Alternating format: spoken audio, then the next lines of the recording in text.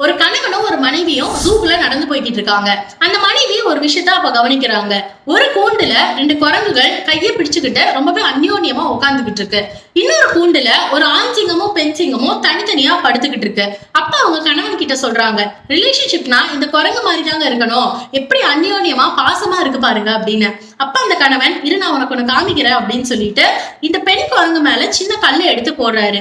அந்த ஆண் குரங்கு ஒண்ணு பயந்துகிட்டு பின்னாடி பக்கமா தெரிச்சு ஓடி போயிடுது. அதே மாதிரி ஒரு சின்ன கல்லை எடுத்து பெண் சிங்கத்து மேல எறிகிறாரு. பக்கத்துல இருந்த ஆண் சிங்கம் பயங்கர கர்ஜனையோட அந்த பெண் சிங்கத்துக்கு முன்னாடி வந்து நிக்குது.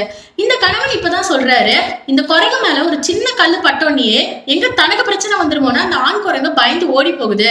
ஆனா இந்த பெண் சிங்கத்து மேல ஒரு சின்ன கல்லு பட்டோன்னே அந்த ஆண் சிங்கம் கர்ஜனையோட முன்னாடி வந்து நிக்குது பாரு. எப்பவுமே ஒரு ரிலேஷன்ஷிப் அப்படிங்கிறது கையை பிடிச்சு கொஞ்சிக்கிட்டு பக்கத்திலேயே இருக்கணும்னு அவசியம் இல்ல. உனக்கு ஒரு பிரச்சனைன்னா நான் வந்து நிப்பேன்னு சொல்றதுதான் உண்மையான அன்பு அப்படின்னு சொன்னாரு.